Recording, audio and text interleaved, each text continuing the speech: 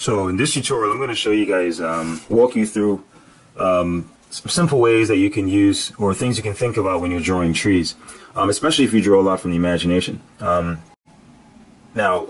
three of the most important things to think about when you're drawing or shading trees in pen and ink, because you have to know your medium and know the limits and also know the potentials, right? It's pretty useful.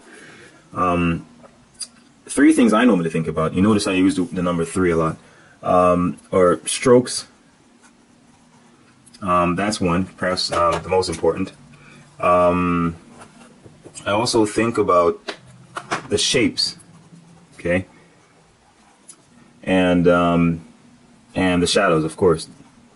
So you can think of these as the 3 S's of drawing trees. Now I won't focus too much on like the branch and so on, or the trunk of the tree, because that's a whole other tutorial that I'll go into, because in here there's not that much detail, but just in case you want to do detailed the branches and the limbs of the tree and so on, I'll go into more detail in another tutorial. Now as far as the strokes, I'm going to show in this tutorial, if you notice I draw like 6 trees here. I'm going to render them all in six different strokes. So I'll do that while I'm actually going in. Now, as far as the shapes, it's good to think about the shapes of the tree before you actually draw it. Not that the shape you draw in pencil will dominate your drawing, but in some ways it will act like a guide for your strokes. So, for example, 2 things when it comes to shapes. I generally think about 2 things: the whole shape and part shapes. Okay, so for example, it's good to have an idea of the entire shape, the whole shape of the whole tree, right? And then within that you may have little clusters of leaves that you notice. It's good to pick those out, okay? So that will give you an idea of where you're going to put your shadows, right? Your shadows may actually, fall within, between, and always, of course, the light is generally coming from up top, all right? So you're going to be thinking about where the shadow is going to be formed. For example, with this, it's coming from the upper right. Most of the shadows are going to be toward the lower left. All right, so you have to think about stuff like that. Yeah, and also another thing to do when you're thinking about shapes is the fact that they also have to overlap. All right, well, they should overlap, because that creates a sense of three-dimensionality or depth. So some clusters will fall behind others, and some will fall in front. All right, and that creates gives the tree a little bit more volume. So this will go behind this one, this will go in front, and so on. It's good to keep this in mind. And also another thing to keep in mind is that even though with these clusters you sometimes have little outlines like that will be within a cluster itself. All right, so and another thing to keep in mind is that you should try to keep it open as much as possible. All right, don't close it off completely where it just seems like something like that. With trees, it's good to use open shapes, something like that. Leave some of it open. They don't have to always touch, see, and then that in itself will just because trees in truth, we know that they're really made up of just leaves, but they appear to us as whole forms. See what I'm saying? So it's good to use open forms, just to make it breathe in a sense, because in truth that's what's really going on, and it just makes it a little bit more interesting and a more natural looking and lifelike. All right, so they're not like robotic little cut and paste items on your page. All right, it makes them more alive. So try to avoid closing off the contour completely. Leaving some forms open and just joining them at one end, for example, like that.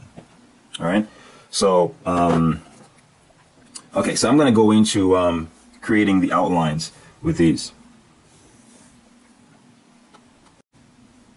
So I'm going to use 6 different strokes, and in this one I'm going to use perhaps one of the easiest ones you can use, and that's just something like, actually I'll draw the stroke that I'm going to use over each tree.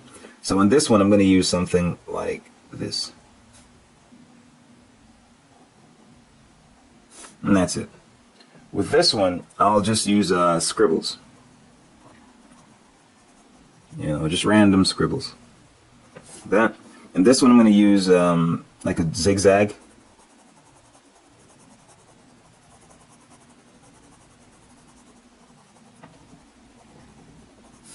With this one, oh, you know, I'll use, so these are like little, just little hatch marks.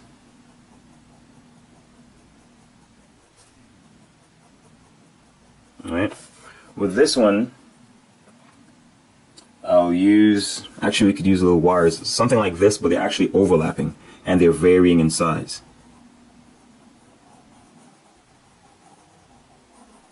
So it creates a completely different structure, texture than this does. All right. And with this one, I'll just use, these are like hatches, but they're actually curved and they're joining. All right.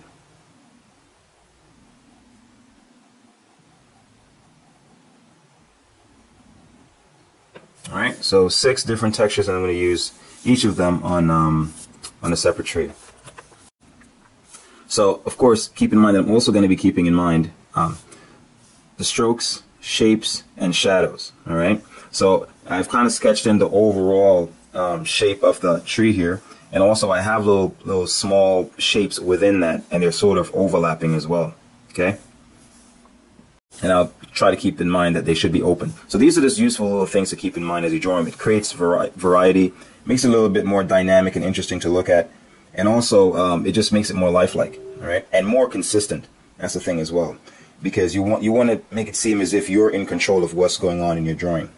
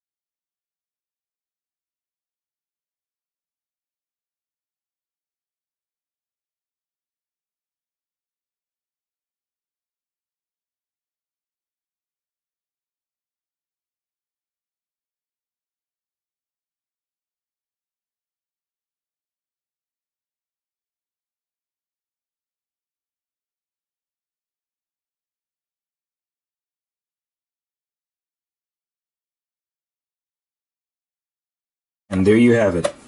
6 different trees with 6 different strokes. And it just shows you I'm following the same basic principle. I'm being consistent with the strokes that I choose. I'm using shapes to dominate how I group everything into clusters, and I'm also using shadows to make it seem as if it's 3-dimensional. And I'm overlapping my shapes as well. In all of them, you see the same consistent pattern.